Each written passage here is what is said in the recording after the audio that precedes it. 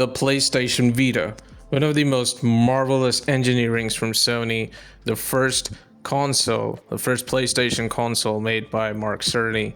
The PlayStation Vita is truly ahead of its time, and it's just one of this very amazing handhelds. A handheld that I believe has set a standard of what the handhelds should be like. And I no wonder people are excited when they hear the rumors of Sony working on their third handheld.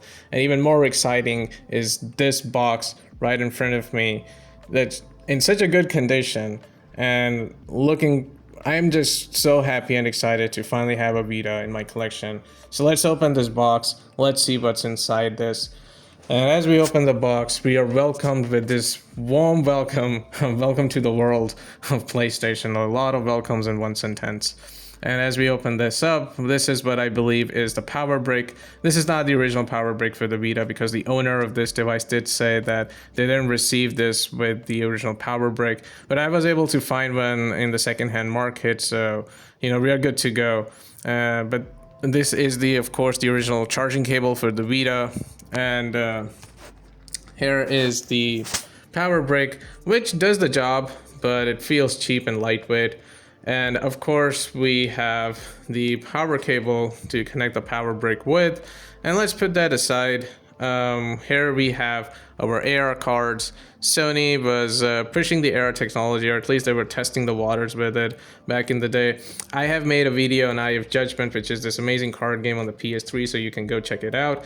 But here we have the AR cards, and they feel very high quality. Of course, there are 6 of them, so we'll be testing these and seeing how well the Vita does.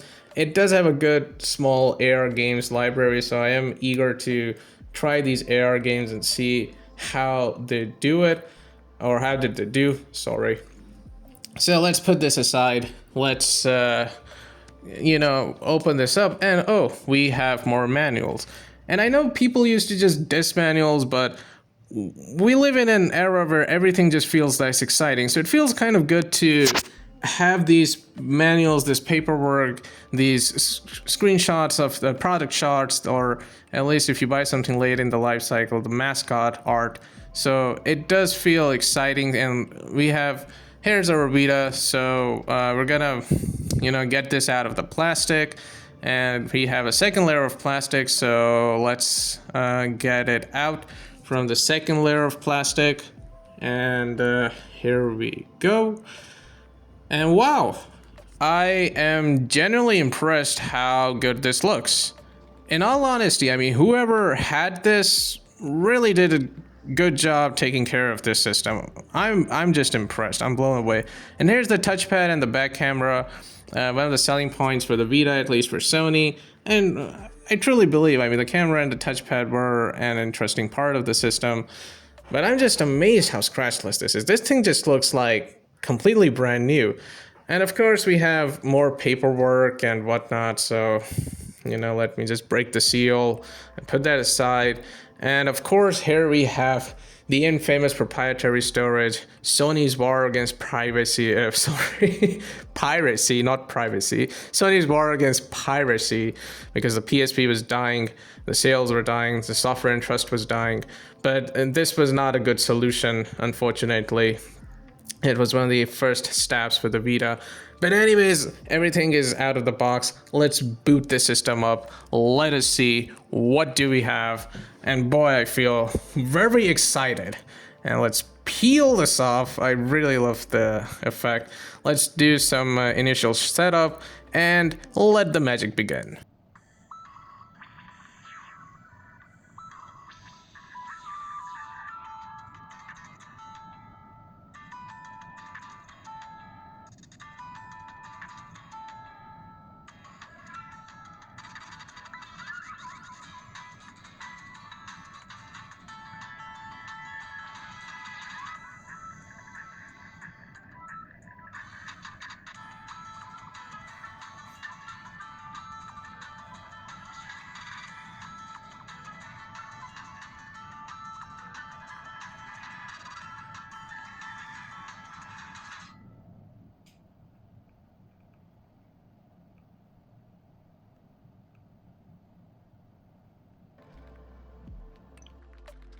And I think it's not an understatement to say that both the PS Vita and the PSP were ahead of their time. So we're going to do a little comparison of the PS Vita OLED and the PSP 3000.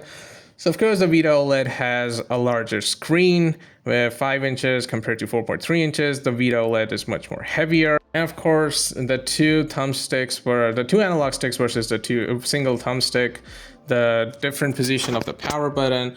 And the Vita has the PlayStation button, which gives you this menu from where you can change all the settings. But on the PSP, you have dedicated buttons. So really makes you appreciate how far we have come in terms of hardware and technology over the past years. And of course, we cannot miss the camera. The camera is fantastic. I mean, for a device that came out in 2011, the camera is actually pretty good and decent. Like, it's not a machine you can use for photography, but I think it does a good job. And it doesn't feel artificial like most modern day cameras have those AI algorithms or whatnot to just make the pictures look artificial. And here's the front facing camera. Here's my first face reveal. So yeah, it does a pretty good job.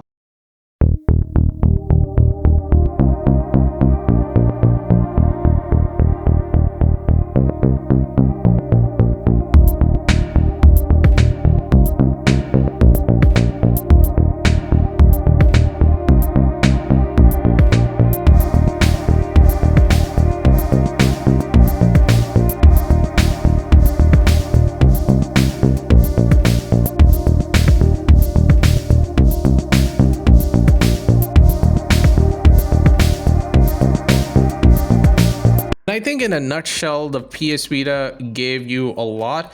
Of course, Sony was trying to make this more like a hybrid machine that has the features of a smartphone, but is dedicated towards video games. So, but it wasn't sort of something like a trade-off between a smartphone and this device. So people were sort of confused with some of the features the Vita came packed in. But regardless, I think it's interesting. It has great games. And here is like footage of me experimenting with some AR games, and unfortunately most didn't really go that well. They just weren't that responsive. The only AR game I genuinely had fun or trying out was the Reality Fighters, which is this goofy fighting game, and actually a pretty solid fighting game, mind you. So I think it's I would say so far it's the best AR game.